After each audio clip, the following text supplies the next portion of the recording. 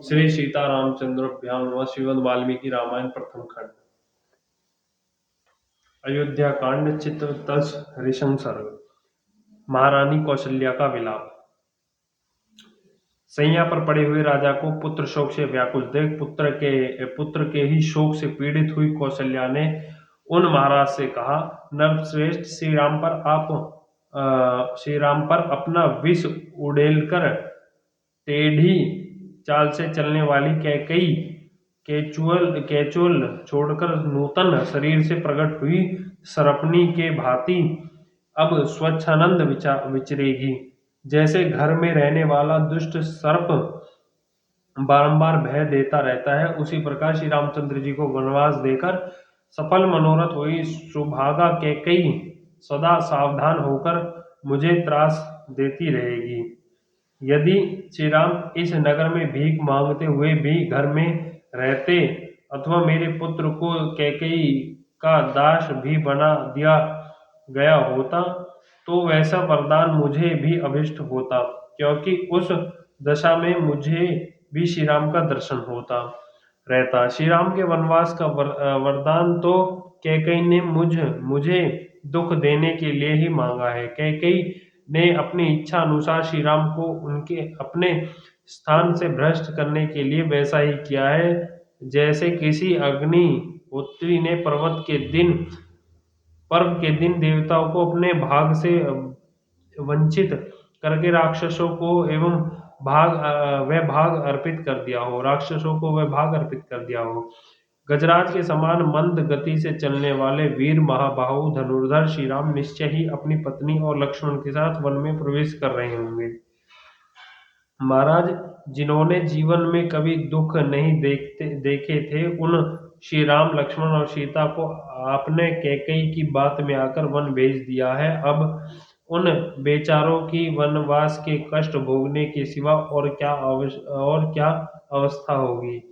रतन तुल्य उत्तम वस्तुओं से वंचित वे तीनों तरुण सुखपूर्वक फल भोगने के समय घर से निकाल दिए गए। अब वे बेचारे फल मूल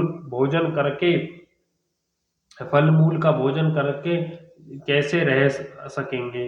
क्या आप फिर मेरे शोक को नष्ट करने वाले वह शुभ समय आएगा जब मैं सीता और लक्ष्मण के साथ वन से लौटते हुए श्री राम को देखूंगी।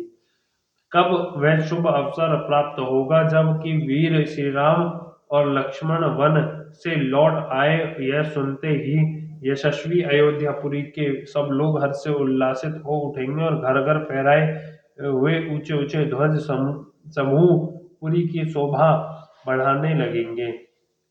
नर श्रेष्ठ, श्री राम और लक्ष्मण को पुनः वन से आया हुआ देख यह अयोध्यापुरी पूर्णिमा के उमड़ते हुए समुद्र की भांति कब हर्षोल्लास परिपूर्ण होगी। जैसे सांड गाय को आगे करके चलता है, उसी प्रकार वीर महाबाहु श्री राम रथ पर सीता को आगे करके कब अयोध्यापुरी में प्रवेश करेंगे। कब यहाँ के सहस्त्र मनुष्य पुरी में प्रवेश करते और राजमार्ग पर चलते हुए मेरे दोनों शत्रु दमन पुत्रों पर लावा की वर्षा करेंगे।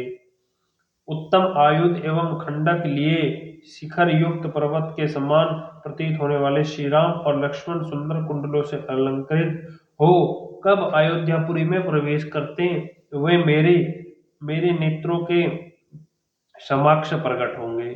कब ब्राह्मणों की कन्या हर्ष पूर्वक फूल और फल अर्पण करती हुई अयोध्यापुरी की परिक्रमा करेगी। कब ज्ञान में बढ़े चढ़े और अवस्था में देवताओं के समान तेजस्वी धर्मात्मा श्री राम उत्तम वर्षा की भांति जन समुदाय का लालन करते हुए यहाँ पधारेंगे। वीर इसमें संदेह नहीं है कि पूर्ण जन्म में मुझे नीच आचरण विचारण वाली नारी ने बछड़ों के दूध पीने के लिए उद्युक्त होते हुए उनकी माताओं के स्तन काट दिए होंगे। पुरुष सिंह जैसे किसी सिंह ने छोटे से बछड़े वाली वत्साला गो को बलपूर्वक बछड़े से हीन कर दिया हो, उसी प्रकार कैकेयी ने मुझे बलात् अपने बेटे से विलग कर दिया है।